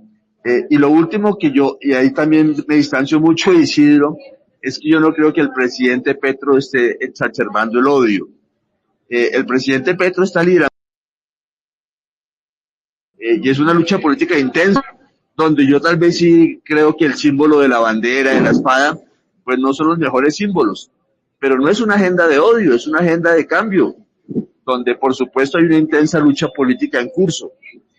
También diría eso sobre esos temas más actuales de la simbología y la acción política que está acompañando esa simbología. Eso para el diálogo. Yo ahí meto un poquito la cucharada por dos cosas. Una, que pues que sí es complicado hablar, o sea, de decir que es orgulloso de ese pasado y no se avergüenza, no solamente porque hay dolor, sino pues porque hay víctimas y hay impunidad también. Hay víctimas que nunca recibieron resarcimiento y pues, digamos, sobre todo frente a ese proceso que no tuvo un esquema de justicia transicional. Entonces eso me parece complejo. Y sí me parece que o sea, que sí se traduce en dificultades para pensar en una superación de la violencia, sobre todo, pues porque es que no es solamente que lo sufrimos, bueno, todos pudieron sufrirlo, pero que también ha habido víctimas y víctimas que buscan de alguna manera, pues, resarcirse o que buscan formas de justicia y pues formas de justicia también en la narrativa. Entonces eso me parece complicado. Y lo otro, desde el punto de vista de la historia, aunque eso da yo creo que casi que para otro space, también es curioso desde un proyecto de la izquierda que saque la bandera a muerte de Bolívar. No es, o sea, ese momento de Bolívar sí es un momento, si se quiere, pues de llevar la lucha a sus consecuencias últimas, pero no lo pondría ahí en ese momento como alguien que esté con una agenda que hoy podríamos llamarlo de izquierda o sobre todo con una agenda popular, o sea, una agenda cercana a actores populares. Porque pues mucho de la lucha de ese momento, mucho de la resistencia que tuvo la causa patriótica en Venezuela en ese momento venía de actores populares, pues que estaban movilizados por pobres. Y un poco la identidad americana contra la española era una construcción un poco para soslayar eso, para soslayar esas diferencias y ponerlo pues en una causa común. Pues ahí es que no podemos olvidar tampoco el origen social y de clase de Bolívar. Y yo creo que pues ahí eso también es un tema que pues cuando se hacen esas reivindicaciones históricas, pues esa propensión por una bandera que simboliza el enfrentamiento violento y no una lucha social, también me parece complicado. Entonces, pues, solo quería anotar esas dos cosas, pero no sé si Olga, antes de que pasemos a otra pregunta, quiere anotar algo más. Sí, quiero decir algo, pero le quiero hacer una sugerencia a los que no estén hablando, Luisa, porque es que se oye un ruidito, entonces, mientras no estemos hablando, creo que es mejor apagar el micrófono, por favor. Es esto. decir, de nuevo vuelvo con el tema, es que la violencia en Colombia es muy alta y la violencia de las guerrillas ha sido muy alta y sobre eso, claro que uno espera que los intelectuales y que se pronuncien y más los de izquierda, obviamente. Y eso no pasaba. Es decir, si el Partido Comunista no condenaba la violencia de las FARC, eso es muy problemático. Eso en sí es problemático. Si hoy en día en un país con tanta violencia aún hoy de grupos armados, incluido un grupo de esa época, la guerrilla ELN, que ya no es guerrilla, podremos hablar ahora más adelante del ELN, pero a la que se le está dando un estatus, y bueno, y con otros grupos, disidencias de disidencias de disidencias, les recomiendo por cierto el artículo de Eduardo, no es de Pizarro, sí es de Pizarro, aquí mismo Pizarro, en Razón Pública tiene un buen artículo y sobre todo un buen cuadrito donde uno vuelve y memoriza cómo las disidencias se multiplican como mercurio, es decir, con cada proceso, diálogo, todo esto que es un poco lo mismo que hablábamos de lo que pasó en los 80 con Betacur. En una sociedad transada por esas violencias, exaltar la lucha armada es muy, muy problemático. Es decir, uno tiene opciones también para exaltar otra. De nuevo digo, es que el foco siempre se le pone al armado. Petro tiene una fascinación por los armados, no solo por el M-19, también por otros armados. Le gusta ir allá a darle un sombrero a Salvatore Mancuso. Le mete a Derrida. Yo hice un artículo sobre el abuso conceptual que está haciendo el presidente Petro del perdón social. Él usa la filosofía, mejor dicho, como un chicle. ¿Cómo es posible en esos consejos de ministros? Yo lo que veo, como habla de Hegel, que entonces la dialéctica me autoriza a mí a decir una cosa y su contrario. Eso es Cantinflas. O cuando coge a Derrida y lo pone pues a que gracias a Derrida, que Derrida es el perdón social, y entonces puede ir a cambiarse sombreros y darle palmadas en la espalda a Mancuso y a otra cantidad de paramilitares. No, eso es inadmisible. Y esas son cosas que uno no puede pasar. Y en ese contexto, ya que hablábamos de contexto en que se leen las cosas, es totalmente inaceptable la exaltación o los mensajes que lleva el presidente en torno a la lucha armada. Bueno, veo que Luis Eduardo está pidiendo la palabra. Adelante. Sí, yo quisiera reaccionar a la idea de que la rebelión armada es todo impunidad, o sea, que no hubo una sanción social a la rebelión armada. Yo creo que por el contrario, a la rebelión armada se le aplicó el aparato estatal y se le aplicó la mano negra. O sea, cuando hagamos el balance de la rebelión armada, tenemos que partir de que esa rebelión fue enfrentada con el aparato institucional, o sea, miles de guerrilleros fueron a la cárcel y pagaron penas, algunos penas larguísimas, o sea que la idea de la impunidad de la rebelión armada no es cierta. Y además a muchos de a la rebelión armada también se le aplicó la guerra sucia, o sea, cientos de combatientes fueron asesinados fuera de combate, y hubo una actuación, digámoslo, no institucional, ¿cierto?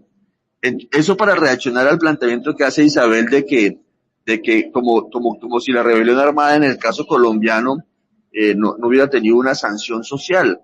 Tuvo una sanción social, tuvo una sanción institucional, y la gente que pasó por la rebelión armada, digámoslo, también pagó sus costos a lo que fue su acción de rebelión. Y también el punto ahora nos es muy fácil decir que el M-19 no cumplió los estándares de la justicia transicional, pero es que el M-19 es antes de la justicia transicional. O sea, eso que hoy decimos como un mantra, verdad, justicia, reparación y no garantías de repetición, pues fue una formulación de la humanidad, ¿cierto?, que se construye en los años 90. Es un magistrado francés, el magistrado Louis Joannet, el que lidera una comisión de Naciones Unidas y le propone a las Naciones Unidas, oiga, para tramitar las violencias que han sufrido las sociedades hay que hacer 4 cosas. eso que hoy decimos como un mantra es una formulación de los años del 95 para arriba. Y el M-19 hizo un acuerdo de paz en 1990. Entonces, pero bueno, pero un punto en el que sí me parece que hay que darle vueltas es así el presidente puede exaltar la rebelión del M-19 como un elemento, digámoslo, de reivindicación política. Yo diría que por supuesto que sí. O sea, los que pasaron por la rebelión armada y los que la acompañamos desde el mundo del reconocimiento, donde me incluyo yo, no podemos decir que eso fue una, digámoslo, una defecio o algo moralmente rechazable. Es una construcción política de un momento de la sociedad colombiana, ¿cierto? Y todo lo que signifique el rechazo a los símbolos del siglo XIX, pues yo los comparto. Me parece que esa simbología del siglo XIX, de la guerra, pues no es muy afortunada en el debate democrático. Sí, solo una cosa, yo es que pues creo que es distinta la represión y la guerra sucia a la justicia. Y el punto, y estamos de acuerdo en que, o sea, decir que pues yo fui entusiasta en su momento del proceso de paz y fue un proceso muy importante, el proceso de paz con el M-19. Se entiende pues que la noción de justicia transicional no era de ese momento, pero eso no quiere decir que no cargue, digamos, un déficit de verdad y de reparación para las víctimas. Y que en ese sentido, que generar una narración que no las tenga en cuenta y generarlas del poder es complicado.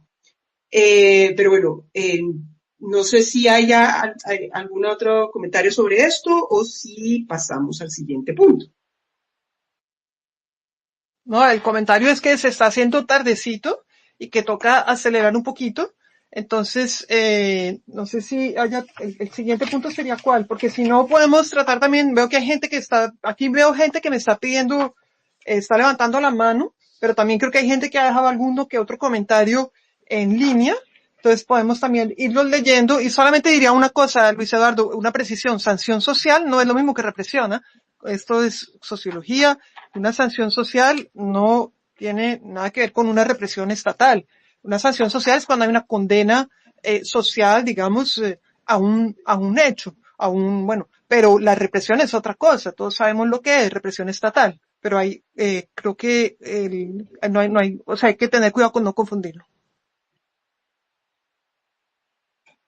Ok, no sé si alguien esté levantando la mano para intervenir o hay algunos comentarios que podemos leer de David Barrera, el uso de la bandera de guerra a muerte, el término nazi, la espada, la sotana de Torres, la bandera del M-19, exaltación del hombre armado. Todos pueden ser leídos en la clave de la satanización o moralización del contrario, la creación de condiciones simbólicas. Es la división, dice Manuel Moreno, es la división pueblo-antipueblo de los populistas de izquierda. Daniel Sabogal dice que de acuerdo con Isidro Vanegas es inadmisible que sectores de izquierda no hayan rechazado lo que significa la bandera de la guerra a muerte que agita Petro. Y Moisés Tola Torres dice favor olvidarnos de la lucha armada por la pensante y que produce cambios con reformas que recuperan y quieren derechos fundamentales. Reinventarnos siendo incluyentes con todos y olvidarnos que somos solo de izquierda progresistas. Aquí hay alguien que pide la palabra, es Rosalba, y creo que le estoy tratando de dar la palabra a Rosalba Alarcón, creo que es. Rosalba Alarcón, directora de Alcarajo.org y @Puentes de Paz Col. Entonces, perdón, Isabel, le interrumpí, pero la estaba viendo a ella. Ok, no, perfecto. Buenas noches a todos, un gusto saludarlos, saludar al panel y a la audiencia. Efectivamente, sí, soy Rosalba Alarcón. He venido acompañando estos diferentes procesos de paz, al cual nosotros, el pueblo colombiano, creo que ha anhelado mucho, ¿no? Y tanto que la hemos anhelado que en ciertas épocas hemos tenido candidatos a la presidencia que siempre llegan a ocupar la Casa de Nariño con el emblema de paz. Pero pues mi participación es porque estuve escuchando y me llamó mucho la atención la intervención de Isabel cuando señala que el presidente Gustavo Petro hace digamos, como cierta apología con el tema de tener a Mancuso. Recordemos que, bueno, el jefe es paramilitar, que también pagó condena en Estados Unidos y que hoy en día pues, se conoce como gestor de paz para esa organización y para los grupos paramilitares que se encuentran de una u otra manera llevando un diálogo con el actual gobierno del presidente Gustavo Petro. Yo creo que muchas veces es el morbo mediático que se puede generar frente a estos espacios. Y les voy a contar una reflexión muy íntima. Yo fui secuestrada a mis 12 años por grupos paramilitares con pérdida de 2 familiares, un hermano y un cuñado, que todavía no los encontramos, desaparición forzada. Y tuve un evento hace menos de 2 semanas donde quienes participaron en el asesinato de mis familiares están en libertad y dentro del proceso de búsqueda posiblemente ellos son los que están cooperando para encontrarlos. Y reflexionaba lo siguiente, les extendía mi saludo y mi abrazo a quienes asesinaron a mis familiares por ayudarme a encontrarlos. Y yo creo que de eso se trata la paz. Yo creo que el hecho de que el presidente Gustavo Petro le haya puesto el sombrero a Mancuso no quiere decir que haya un olvido frente a la masificación de crímenes que ellos cometieron. Y yo creo que con el saludo que le envié a los asesinos de mis familiares, no les estoy felicitando por haberme desgraciado una parte de mi vida. Al contrario, les estoy diciendo, eso no se hace. Y aún así, la reconciliación parte por aceptar lo que sucedió y llamar a la gente que no lo vuelva a hacer. Entonces, de una u otra manera, se entiende, por supuesto, que las víctimas, algunas, no puedan entenderlo como posiblemente lo estoy entendiendo yo. Pero creo que el presidente, y sin, obviamente, defenderlo, porque yo no estoy aquí para defender a nadie, pero creo que el esfuerzo que él hace justamente en sentarse en espacios y dar de una u otra manera ese llamado y esa apertura a los y las colombianas que hemos sufrido no solamente de las guerrillas, porque también he tenido muchas pérdidas por parte y por responsabilidad de las guerrillas y también por los paramilitares, y creo que cientos de colombianos vivimos ese flagelo de la guerra. Lo que veo o la lectura que le puedo dar a los hechos que hace el presidente es ese llamado a nosotros a mirar cómo nos reconciliamos, porque es evidente que asesinándonos nunca nos vamos a reconciliar y que es un caldo de cultivo justamente para espacios electorales que siempre siguen los mismos de siempre sin aportar a la construcción de un país. Entonces, creo que satanizar ese esfuerzo que está haciendo el mandatario, entendiéndose en un contexto tan terrible donde él también ha sido amenazado de muerte, no solamente por grupos paramilitares, sino también por grupos guerrilleros. Entonces, yo creo que es apostarle 100% a la paz con las diferentes lecturas que cada ciudadano le pueda dar. Pero creo que es un esfuerzo maravilloso del cual tal vez nosotros todavía no estamos como preparados o desarmando nuestro corazón para dar ese paso de reconciliación. El otro punto es donde se decía el darle una bandera al M-19 y como que si yo levanto la bandera del M-19 estoy llamando a las armas, estoy instando a las armas y eso. Y creo que tampoco es una lectura respetándola, por supuesto, pero desde nuestra perspectiva que hacemos y hablamos en pedagogía de paz, creo que levantar la bandera del M-19 es reconocer su propia identidad de donde vienen justamente el presidente Gustavo Petro. Y eso no significa que esté llamando a los y las ciudadanas a levantar la bandera para que se unan a un grupo armado ni para que muevan las armas. No, al contrario, yo creo que o es mi lectura, al levantar la bandera del M-19 está reconociendo que sí hubo un proceso político al punto que fue uno de quien participó en esa organización, pero también participó en crear la Constitución de 1991 y hoy en día es el presidente más votado en la historia de Colombia. Entonces yo creo que el hecho político y el hecho social se ven reflejado en unas urnas donde tenemos el mandatario después de 200 años con la mayoría de votos históricos en nuestro país. Y para mí, insisto, como víctima, como colaboradora en los procesos de paz, como analista en estos procesos nuevos, creo que hay que ponderar más hacia los hechos positivos que nos pueden traer estas personas.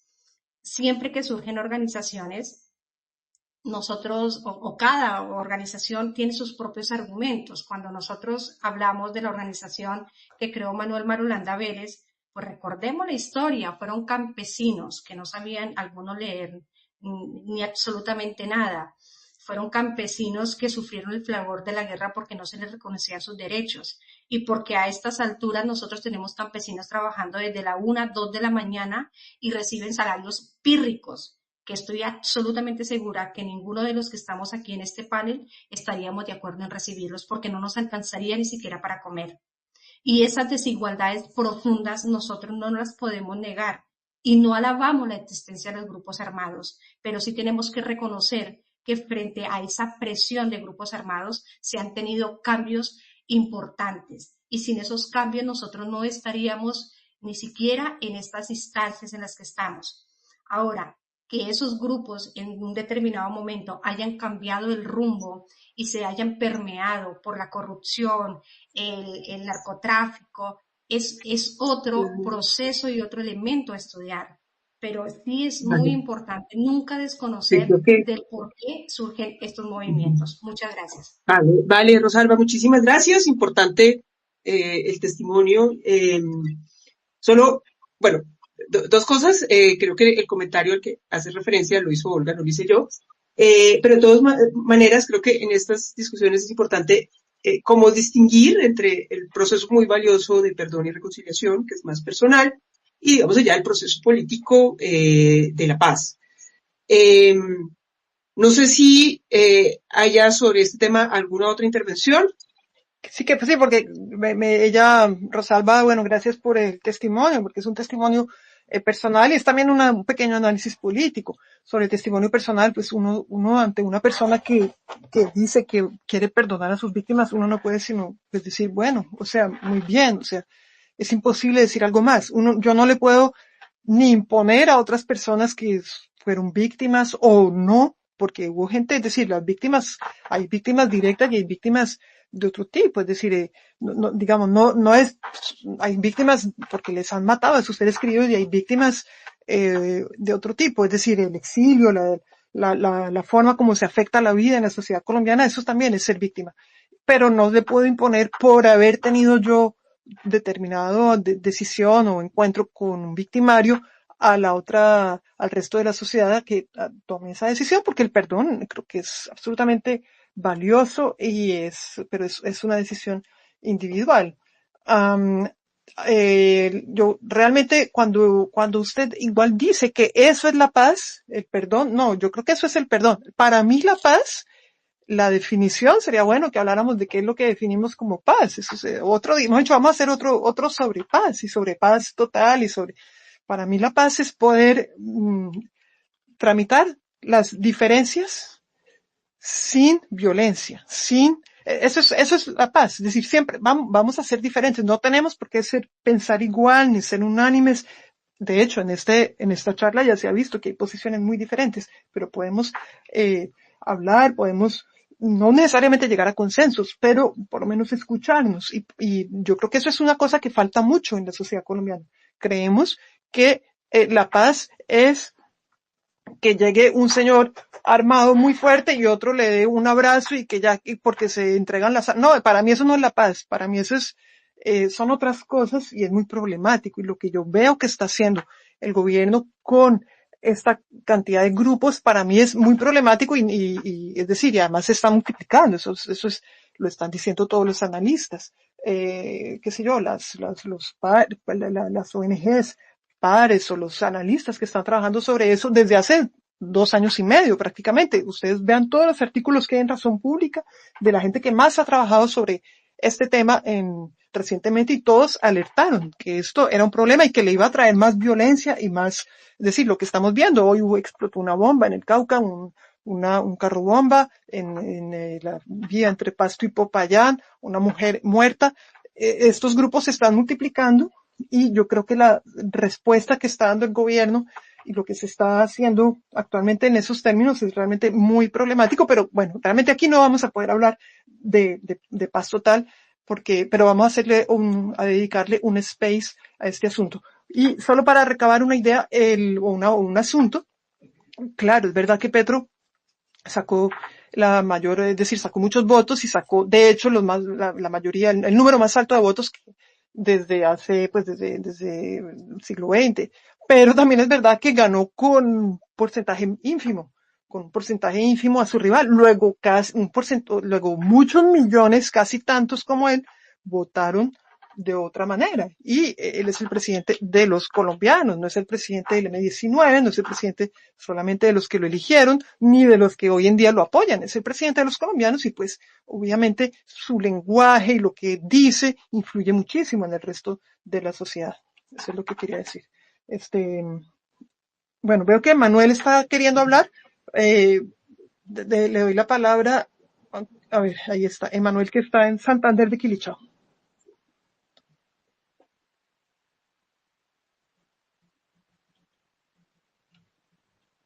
Adelante, Manuel. Sí, a eso iba, y era como responderle a Luis, no sé si me oyen bien. Sí, perfecto. Sí, es que como, bueno, como historiador que soy, también como estudiante de Derecho, algo muy lindo de nuestro sistema constitucional es la despersonalización del poder, ¿no? Y entonces, Petro, cuando se hizo presidente, él, así como le dieron unos poderes a la Constitución, le dio unos deberes. Y entre esos deberes está la búsqueda incansable de la unidad nacional.